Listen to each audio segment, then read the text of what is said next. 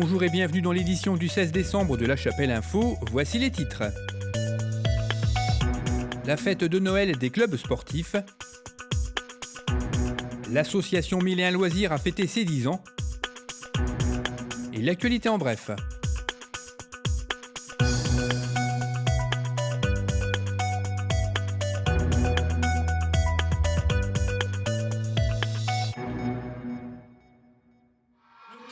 Mercredi 7 décembre, les clubs sportifs ont fêté une nouvelle fois Noël ensemble.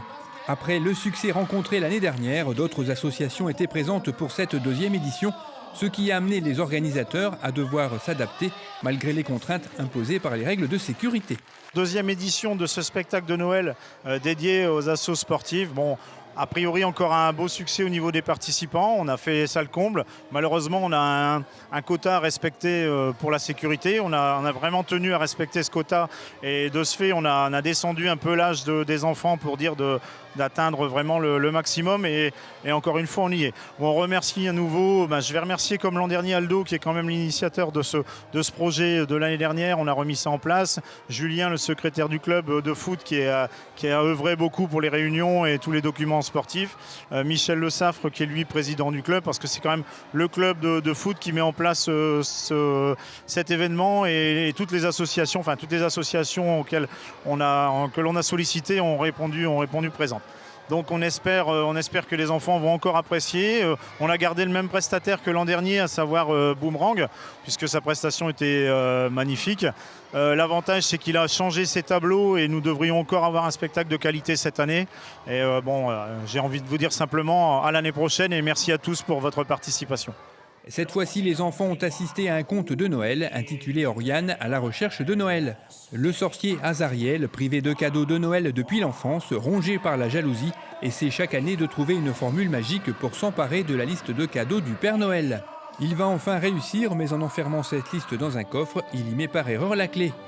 Oriane, sa domestique, découvre la situation et décide de partir à la recherche de la formule magique pour ouvrir le coffre. Heureusement, elle y parviendra, permettant au Père Noël de venir en personne pour la récupérer. Comme l'année dernière, les enfants ont fait une photo souvenir avec le Père Noël avant de repartir avec un sachet de friandises et pour les jeunes footballeurs, un sac à dos offert par le club des supporters. L'association 1001 Loisirs, dont le siège social est situé à Vémacar, vient de fêter ses 10 ans d'existence. Elle agit depuis 2006 afin de promouvoir le droit et la possibilité aux enfants, jeunes et adultes en situation de handicap mental de disposer de loisirs et de vacances adaptés. Notre métier depuis 10 ans est d'organiser des loisirs sous forme de journées récréatives, sorties ludiques, événementiels ludiques comme une chasse à l'œuf par exemple, et des séjours de vacances, été comme hors été, pendant les vacances scolaires, pour enfants et adultes en situation de handicap mental avec ou sans troubles associés. Notre particularité étant la prise en charge de pathologies lourdes, complexes, polyhandicap et troubles de comportement. Notre action s'articule autour de 3 valeurs fortes. La première étant de considérer la personne avant son handicap, afin de favoriser le droit aux vacances et aux loisirs pour tous. La seconde, c'est le travail d'équipe au service de l'individu. Donc, par équipe, on entend l'équipe de salariés permanents, les 300 à 400 saisonniers que nous embauchons chaque année, et bien évidemment le réseau de bénévoles. Nous avons à peu près 70 bénévoles qui œuvrent activement toute l'année pour le développement de l'association. Et la troisième de ces valeurs, c'est le professionnalisme, l'éthique et la qualité. Alors nous fêtons en cette année 2016 nos 10 ans d'existence. Alors bien entendu, 10 ans, c'est une manière pour nous de regarder tout le chemin parcouru et de valoriser à la fois les acteurs et les actions qui ont été menées. Mais pour nous, c'est avant tout un tremplin pour l'avenir par le développement de projets structurants à moyen et long terme. Alors en 2017, nous avons fait le plein de nouveautés dans notre programme d'activités, de loisirs et de séjours de vacances. Et à partir de 2018, on va faire émerger des nouveaux services, des nouvelles activités, comme des séjours pour famille, des séjours mixtes et également un gros projet de développement de bases de loisirs ici même à Vémacar, complètement adapté pour l'accueil d'enfants et d'adultes en situation de handicap.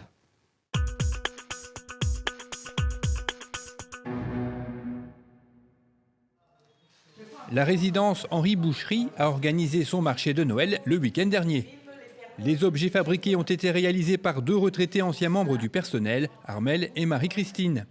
La préparation de ce marché a commencé au mois de juillet. Il leur a fallu en effet plusieurs mois à toutes les deux pour réaliser minutieusement tous ces objets, les compositions avec des jacinthes étant réalisées quelques jours avant la vente. Une vente qui s'est faite au profit de l'association Loisirs et Détente qui va permettre de financer diverses activités pour les résidents.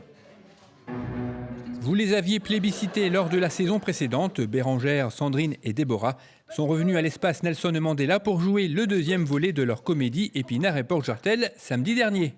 10 ans ont passé, nos trois amis se retrouvent cette fois-ci au plus profond de la Creuse, en mode campeuse pour un week-end chaleureux autour d'un feu de camp. Au programme 20 chansons, rires et souvenirs. Un rendez-vous avec l'amitié et la sincérité entre filles qui vont perdre complètement les pédales suite à la prise d'ecstasy, une drogue très hallucinogène.